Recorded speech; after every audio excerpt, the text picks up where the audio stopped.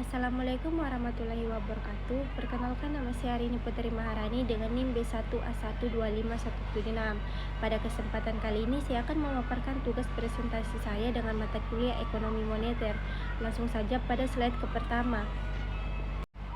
Pertanyaan yang saya akan jelaskan yang pertama, mengapa LM berbentuk vertikal? Karena pada model ini jumlah uang beredar atau money supply ditentukan oleh bank sentral sehingga output atau Y tetap pada Y1 meskipun nilai tukar atau E berubah. Akibatnya kurva L berbentuk vertikal. Lanjut pada soal berikutnya. Mengapa IS berbentuk elastis atau inelastis dan memiliki slope negatif?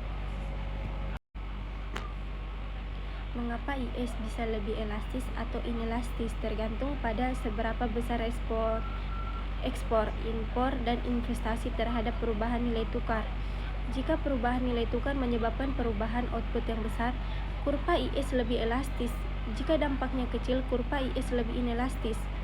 Mengapa IS berslope negatif? Karena output atau Y dan nilai tukar atau E memiliki hubungan negatif.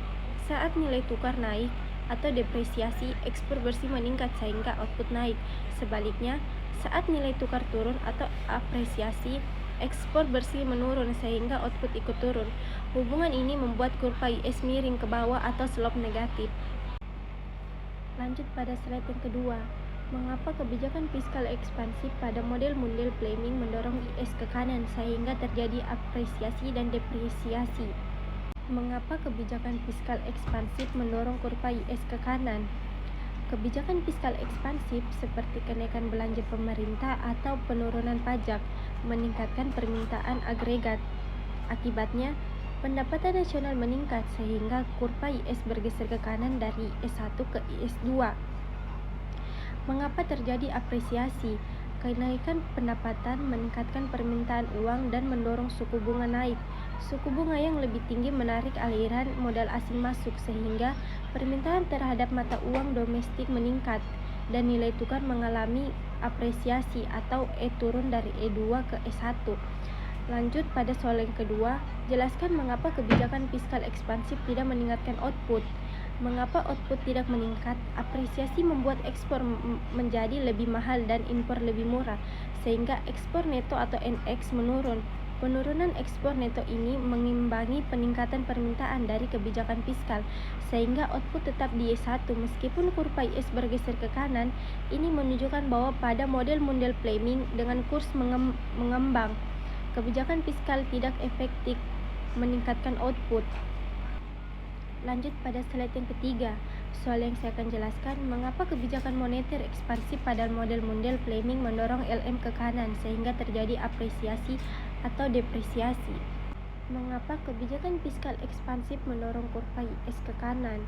Kebijakan fiskal ekspansif seperti kenaikan belanja pemerintah atau penurunan pajak meningkatkan permintaan agregat. Akibatnya, pendapatan nasional meningkat sehingga kurva IS bergeser ke kanan dari IS1 ke IS2. Mengapa terjadi apresiasi? Kenaikan pendapatan meningkatkan permintaan uang dan mendorong suku bunga naik. Suku bunga yang lebih tinggi menarik aliran modal asing masuk sehingga permintaan terhadap mata uang domestik meningkat dan nilai tukar mengalami apresiasi atau E turun dari E2 ke E1. Lanjut pada soal yang kedua, jelaskan mengapa kebijakan moneter ekspansif meningkatkan output. Mengapa output tidak meningkat? Apresiasi membuat ekspor menjadi lebih mahal dan impor lebih murah sehingga ekspor neto atau NX menurun. Penurunan ekspor neto ini mengimbangi peningkatan permintaan dari kebijakan fiskal sehingga output tetap di Y1 meskipun kurva IS bergeser ke kanan. Ini menunjukkan bahwa pada model Mundell Fleming dengan kurs mengambang, kebijakan fiskal tidak efektif meningkatkan output. Lanjut pada slide yang keempat. Pertanyaan yang pertama, mengapa risk premium muncul? Risk premium muncul karena investor meminta imbal hasil tambahan akibat adanya risiko berinvestasi di suatu negara, seperti risiko politik, ekonomi, inflasi, atau nilai tukar. Kedua, berdasarkan gambar di samping, apakah risk premium meningkatkan output akibat apresiasi depresiasi? Ya, kenaikan risk premium menggeser kurva IS ke kanan dan LM ke kanan, sehingga output meningkat dari Y1 ke Y2. Di saat yang sama, nilai tukar mengalami depresiasi atau E naik dari E2 ke E1. Depresiasi membuat ekspor lebih kompetitif, sehingga ekspor neto meningkatkan dan mendorong kenaikan output. Jelaskan mengapa risk premium tidak selamanya meningkatkan output.